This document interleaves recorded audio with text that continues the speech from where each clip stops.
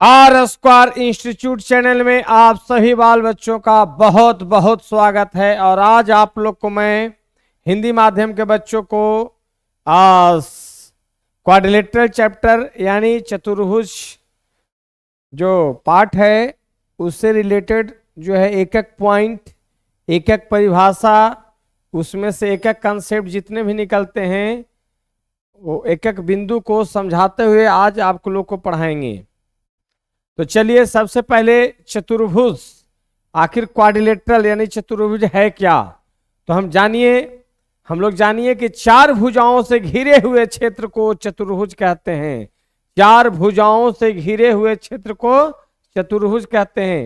ये भुजाएं क्या होता है, तो भुजाएं एक प्रकार का रेखाखंड होता है। एक बंद चित्र में जो रेखाखंड होता है वही भुजा होता है।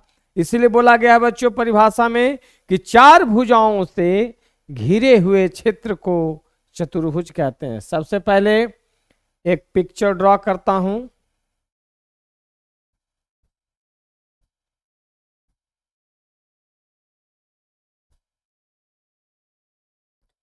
मान लीजिए ए है, बी है, सी है और डी है बच्चों, ठीक है। इसमें चार गो आपका लाइन सेगमेंट यानी चार गो रेखाखंड आ रहा है बच्चों, और जो रेखाखंड होता है वही क्या होता है, भुजा होता है। क्लियर। अब जो है तो इसमें चार गो रेखाखंड था, इसलिए परिभाषा क्या बना बच्चों कि चार भुजाओं से घिरे हुए क्षेत्र को चतुर्भुज कहते हैं। अब देखिए ये जो चतुर्भुज है इसमें देख रहे होंगे कि दो रेखाखंड एक ही बिंदु पर आकर मिल रहा है। जैसे देखिए ए बी और ए डी, दो रेखाखंड ए पर मिल रहा है। ए डी और सी डी डी बिंदु पर मिल रहा है। एक देखिए यहां मिल रहा है दो रेखाखंड, एक यहां मिल रहा है, एक यहां मिल रहा है और एक यहां। यानी यहां पे जो देख रहे हैं हम लोग कि चार रेखाखंड जो है, सॉरी दो दो रेखाखंड देखे चार बिंदुओं पर मिल रहा है। यानी ए बी और ए डी ए बिंदु पर, ए बी और बी सी बी बिंदु पर, और बी सी और सी डी सी बिंदु पर, और C D A D D बिंदु पर। यानी कहने का मतलब है कि चतुर्भुज में दो रेखाखंड जिस बिंदु पर मिलता है बच्चों उसे हम लोग क्या कहते हैं, शीर्ष कहते हैं। आखिर शीर्ष क्या है, तो चतुर्भुज में दो रेखाखंड जिस बिंदु पर आकर मिलते हैं उस बिंदु को हम लोग क्या कहते हैं, आपको शीर्ष कहते हैं। देखिए परिभाषा में चतुर्भुज में दो रेखाखंड जिस बिंदु पर मिलते हैं वह बिंदु क्या कहलाता है बच्चों, शीर्ष कहलाता है। लेकिन इसमें शीर्ष कितने बन रहे हैं, चार। कितने शीर्ष बन रहे हैं, इसलिए वर्टेक्स को जो प्लुरल होता है वर्टिसेस हो जाता है। देखिए वर्टिसेस है कि नहीं। तो चलिए इसमें ए बी सी डी चार को शीर्ष हुआ। चलिए नेक्स्ट भुजाएं आया है कि नहीं। क्या है बच्चों, भुजाएं।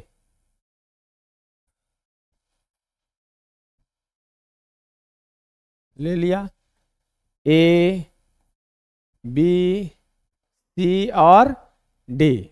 अब देखिए इसमें जो है आपको पहले ही बोल रहा था कि चतुर्भुज में जो रेखाखंड होता है उसको हम लोग क्या कहते हैं, भुजा कहते हैं। तो लेकिन इसमें चार आपको रेखाखंड आ रहा है, इसलिए क्या हो गया बच्चों, चार भुजाएं हो गए। कौन कौन, A B, B C, C D और डी ए। देखिए लिखा गया होगा A B B C C D तथा डी ए, चार भुजाएं हैं, है ना। परिभाषा भी आपको लिखा हुआ है। अब चलिए नेक्स्ट, संगत या क्रमागत भुजाएं। संगत, एडजेसेंट या क्रमागत भुजाएं। तो देखिए क्रमागत माने दो लगातार भुजाएं।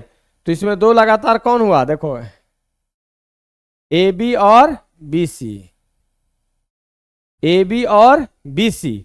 यानी दो लगातार भुजाएं लेते हैं, उसमें एक कॉमन, दोनों भुजा के लिए एक कॉमन माने उभयनिष्ठ शीर्ष आता है। उभयनिष्ठ जो दोनों भुजा शामिल करेंगे तो उसमें उभयनिष्ठ।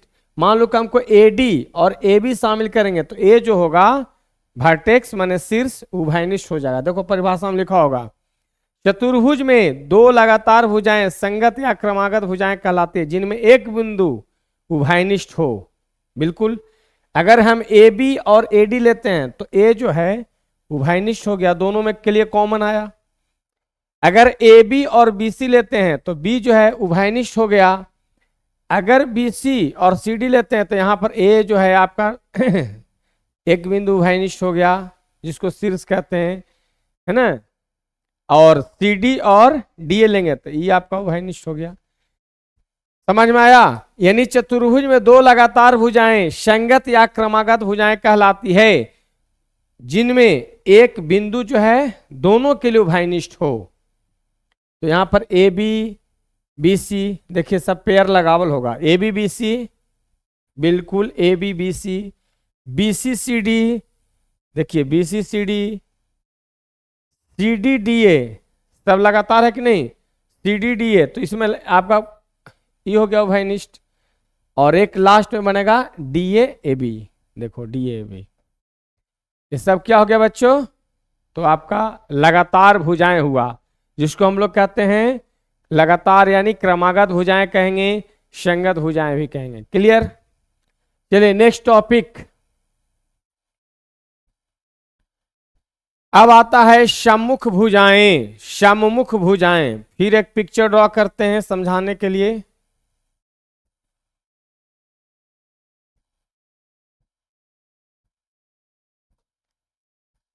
ए बी, यहां सी ले लेते हैं, डी। देखिए यानी सम्मुख, अब लगातार नहीं कह रहा, क्रमागत नहीं कह रहा है ना, संगत नहीं कह रहा, सम्मुख। सम्मुख का मतलब हुआ उल्टा, विपरीत, अपोजिट, उसका इंग्लिश में लिखा हो गया अपोजिट, उल्टा, विपरीत। यानी चतुर्भुज में दो भुजाएं, जो आमने सामने की भुजा है उसको हम लोग कहते हैं सम्मुख भुजा। यानी ए बी और डी सी बोलो या सी डी बोलो। फिर से सुनिए, चतुर्भुज में ठीक आमने सामने की भुजा सम्मुख भुजाएं कहलाती है, या चतुर्भुज में वैसे दो भुजाएं जो प्रतिच्छेद नहीं करे। देखो ए बी और डी सी कहीं कट रहा है, जबकि ए बी और ए डी काट रहा है, कहां पर? ए पर, ए बिंदु पर दोनों मिल रहा है, प्रतिच्छेद कर रहा है कि नहीं? या ए बी और बी सी प्रतिच्छेद कर रहा है, जबकि ए बी और D C, A B D C कहीं भी प्रतिच्छेद नहीं कर रहा है ना। तो आपको मैं बता दूं कि दोनों तरह से एक सिंपल परिभाषा बोल रहे हैं कि चतुर्भुज में ठीक आमने सामने की भुजा, चतुर्भुज में आमने, ये भी बोल सकते हैं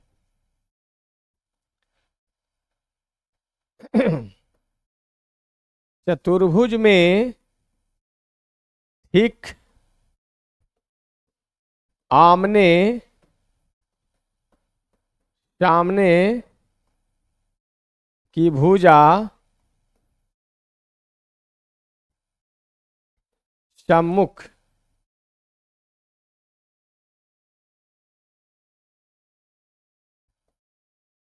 भुजाएं कहलाता है। तो ए बी के ठीक सामने, ए बी के ठीक सामने कौन है? डी सी या सी डी बोल सकते हैं। तो देखिए यहां पर लिखल होगा ए बी सी डी, है कि नहीं? और देखिए फिर एडी के, एडी के ठीक सामने, एडी के ठीक सामने कौन आ रहा है? एडी के ठीक सामने कौन आ रहा है? बीसी। एडी के ठीक सामने बीसी, ये क्या हो गया? सम्मुख भुजाएं, यानी अपोजिट साइड। यानी चतुर्भुज में आमने सामने की ठीक भुजाएं जो है, आमने सामने की भुजा सम्मुख भुजाएं कहलाती है। समझ में आ गया होगा बच्चों, यहां पर आपको दिया हुआ भी है। चलिए नेक्स्ट, क्रमागत कोण या आसन्न कोण, इंग्लिश में बोलते हैं एडजेसेंट एंगल्स और कंजिक्यूटिव एंगल्स, है ना। तो इसकी परिभाषा क्या होता है? सबसे पहले एक चतुर्भुज बनाता हूं,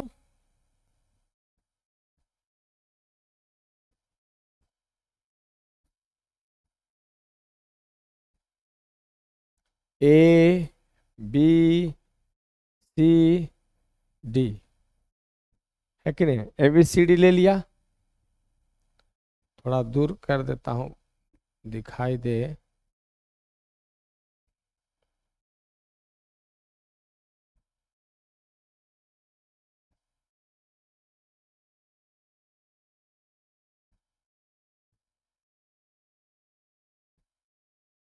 सी, यहाँ पर डी कर देते हैं, ठीक है।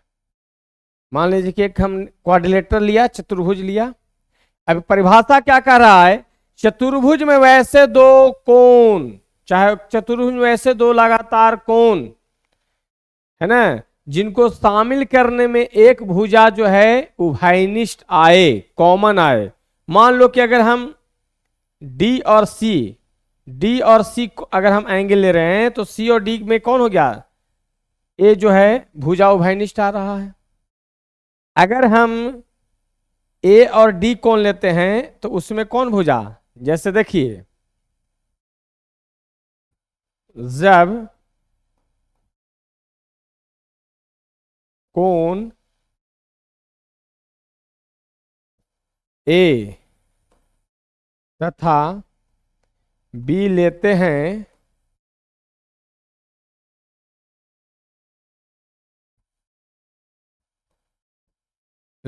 हैं तो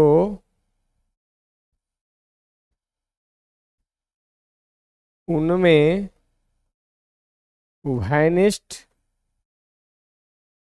भुजा ए बी आता है।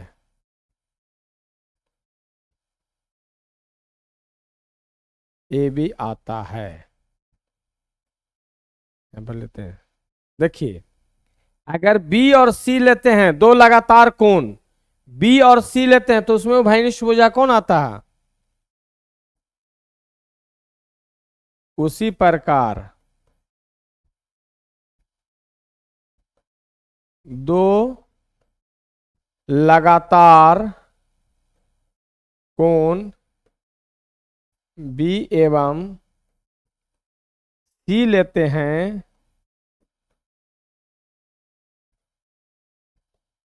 तो बीसी भुजा उभयनिष्ठ।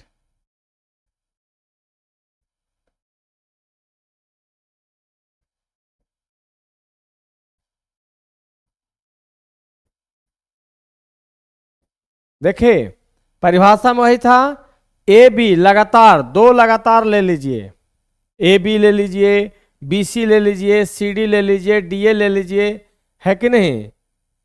देखिए डी ए सब ले है कि नहीं, देखिए यानी चतुर्भुज में दो लगातार कोण है ना, चतुर्भुज में दो लगातार कोण जब हम लोग लेते हैं बच्चों तो उसमें एक भुजा जो है दोनों कोण के लिए उभयनिष्ठ हो जाता है कि नहीं। यही परिभाषा में लिखा गया होगा कि चतुर्भुज में वैसे दो कोण या क्रमागत आसन्न कोण कहलाते हैं यदि उनके दो कोण को शामिल करने में एक भुजा उभयनिष्ठ हो। ये विधिवत परिभाषा हुआ, है कि नहीं। और ऐसे तो कोई बोलेगा कि वो लगातार है, ए और बी लगातार, इसलिए ए और बी हो गया क्रमागत कोण या आसन्न कोण। क्लियर। तो आसन्न कोण बोलने में इंसान गड़बड़ाएगा, लेकिन क्रमागत का मतलब ए और डी, तो ए और डी दोनों क्या हो, क्रमागत है कि नहीं, क्रम से है, ए के बाद बी, बी के बाद सी, सी के बाद डी, डी के बाद ए, इस तरह से ही सब क्या हो गया क्रमागत। तो दो लगातार कोण कहोगे आसन्न कोण भी कहलाएंगे। दो लगातार कोण क्या कहलाएंगे भाई, आसन्न कोण कहलाएंगे यदि उसमें एक भुजा क्या आ जाए आपका उभयनिष्ठ हो जाए। क्लियर, समझ में आ गया होगा, जो कि आपका लिखा हुआ भी है, यहां भी लिखे उसी तरह से। और लेंगे सी डी, तो सी और डी लेंगे तो उसमें आपका उभयनिष्ठ भुजा हो जाएगा सी डी। डी और ए लेंगे तो उसमें उभयनिष्ठ भुजा हो जाएगा कौन, डी ए। क्लियर। चलिए नेक्स्ट, सममुख कोण। सम्मुख माने अपोजिट, और कोण का अंग्रेजी होता है एंगल्स। यहां भी एक पिक्चर ड्रॉ करते हैं।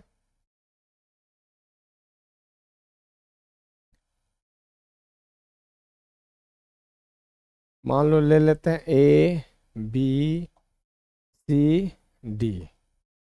अब कह रहा है सम्मुख कोण, तो चतुर्भुज में एकदम ठेठ ठेठ परिभाषा, चतुर्भुज में ठीक आमने सामने का कोण सम्मुख कोण कहलाते हैं। या चतुर्भुज में वैसे दो कोण लीजिए जिसको शामिल करने में कोई भुजा उभयनिष्ठ नहीं आवे।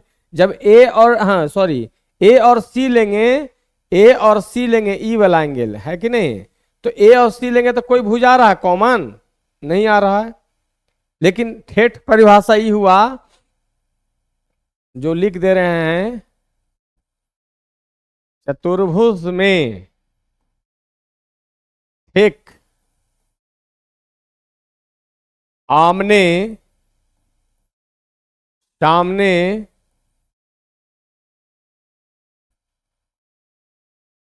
का कोण सम्मुख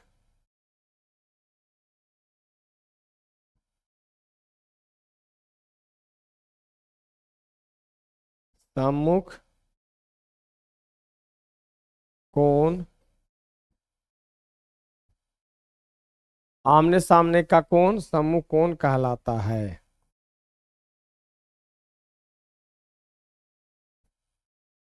समझे बच्चों?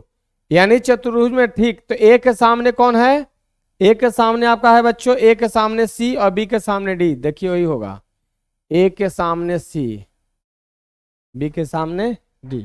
यानी क्या, चतुर्भुज में ठीक आमने सामने का कोण क्या कहलाएगा, सम्मुख कोण। और ए विधिवत में वैसे दो कोण जिसको हम शामिल करते हैं तो कोई भुजा उभयनिष्ठ नहीं हो। इससे बच्चा ई वाला परिभाषा से उसको माइंड उतना काम नहीं करेगा, तो ए वाला से तो एकदम बिल्कुल काम करना चाहिए कि हाँ जी चतुर्भुज में जो ठीक आमने सामने का कोण है वही सम्मुख कोण है कि नहीं। चलिए आगे,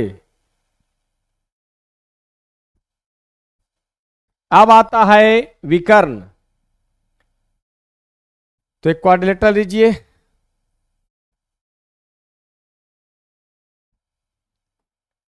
कुछ भी ए बी सी डी ले लिए, ठीक है। तो इसमें विकर्ण कौन होगा,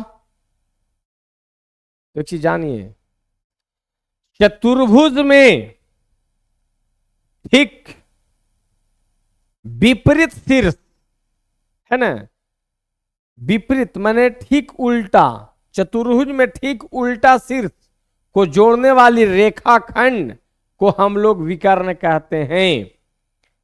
फिर से सुनिए, चाहे चतुर्भुज में तो रेक्टेंगल भी आ जाता है, चूंकि चार भुजा से भी घिरा हुआ, वर्ग भी आता है बच्चों, है कि नहीं। तो चतुर्भुज में देखिए जो चार भुजाएं से घिरे हुए क्षेत्र, उसमें देखिए कि ठीक शीर्ष विपरीत शीर्ष कौन है, तो बी के सामने, और शीर्ष पहले ही पढ़ाया कि है ना, किसी भी बंद चित्र में जहां पर दो रेखाखंड में एक जगह पर मिलता है वो कहता है शीर्ष, शीर्ष कहलाता है। तो चतुर्भुज में ठीक आमने सामने के जोड़ने वाले शीर्ष को रेखा में जोड़ने वाली रेखाखंड, शीर्ष को जोड़ने वाली रेखाखंड, तो यहां पर हो गया, इसको जोड़ेगा कौन, और इसको जोड़ेगा ए। तो यहां पर दो को विकर्ण मिला, एक AC और एक BD, समझ में आया होगा। तो लिखा हुआ है डिफिनेशन में भी, चतुर्भुज में विपरीत शीर्ष को जोड़ने वाली रेखाखंड विकर्ण कहलाता है। यानी AC और BD दो क्या है बच्चों, विकर्ण है। ये पूछा भी जाता है कि विकर्ण क्या होता है, तो बहुत सा बच्चा बोले कि ये वाला विकर्ण है, लेकिन उसको परिभाषा बोला जाए कि इसको कैसे डिफाइन करेंगे।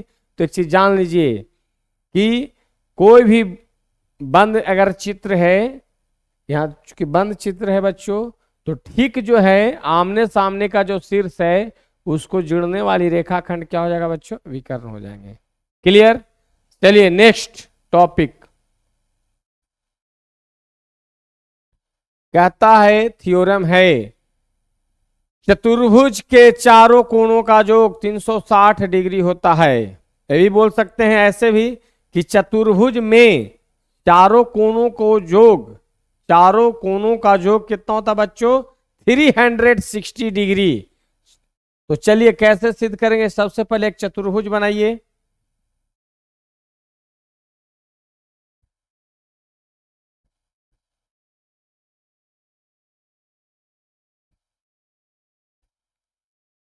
ए ले लिया, बी लिया, सी लिया और डी ले लिया। कोई डाउट? ABCD एक ले लिया चतुर्भुज। अब देखिए, सबसे पहले लिखिए दिया हुआ है ABCD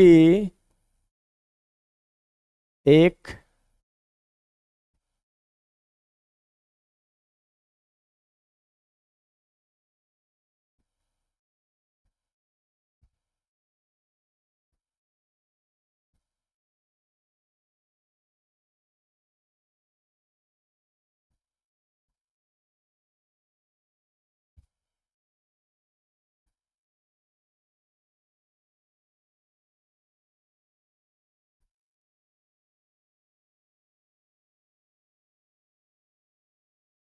एक यहाँ पर वर्टेक्स हो गया, एक यहाँ वर्टेक्स हो गया।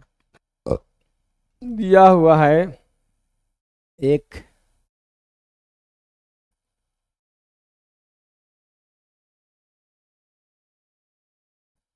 चतुर्भुज है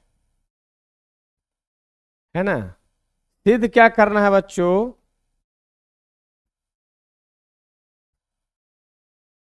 सिद्ध करना है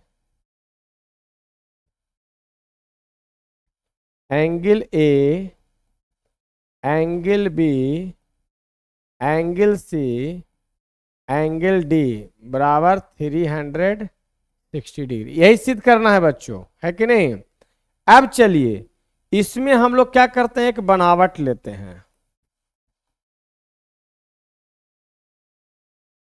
बनावट क्या करते हैं मैं, तो एक विकर्ण लेते हैं, है ना।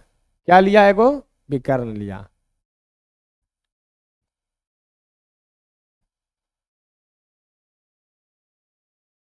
AC एक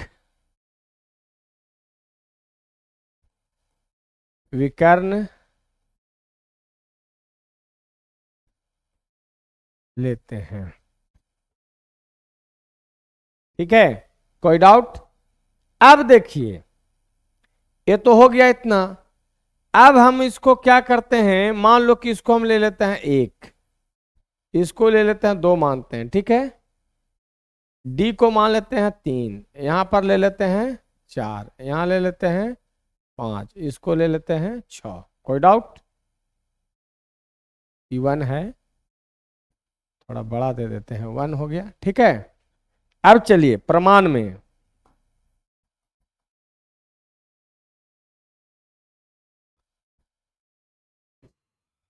त्रिभुज ABC,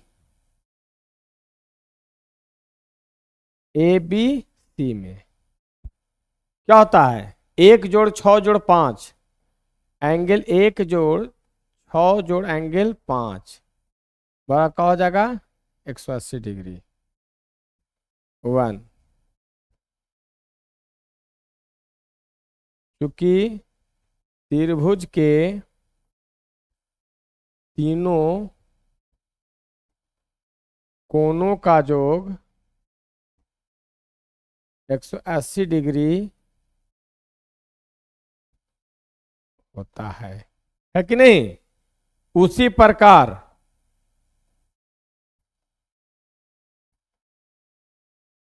त्रिभुज ADC में, ADC चाहे ACD में कुछ भी बोल सकते हैं, ADC या ACD, ADC में क्या हो जाएगा बच्चों, 2 जोड़ 3 जोड़ 4, 2 जोड़ 3 जोड़ 4, 2 जोड़ 3 जोड़ 4 बराबर क्या हो जाएगा, 180 डिग्री, है ना। यही वाला रीजन होगा, यही रीजन होगा। डू त्रिभुज के तीनों कोनों का योग उसी प्रकार हो गया कि नहीं। अब देखिए, इसमें जैसे ही हमने डायगोनल लिया था, मैंने विकर्ण लिया AC, तो 2 त्रिभुज में बढ़ गया। और हम जानते हैं त्रिभुज के तीनों कोनों का योग 180 डिग्री हुआ, तो यहां पर रीजन दोनों के लिए सेम रीजन चलेगा। त्रिभुज के तीनों कोनों का योग 180 डिग्री होता है। अब 1 जोड़ 6 जोड़ 5, नीचे में 2 जोड़ 3 जोड़ 4, है कि नहीं। अब दोनों को क्या करेंगे बच्चों, जोड़ देंगे। दोनों को क्या करेंगे, जोड़ देंगे। ऊपर में था 1 6 5, नीचे में 2 3 4। अब एक पेज लेते हैं।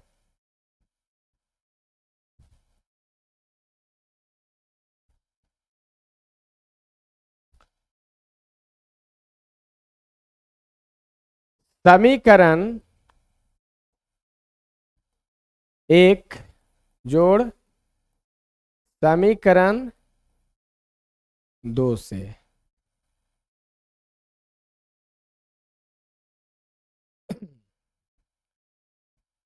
एक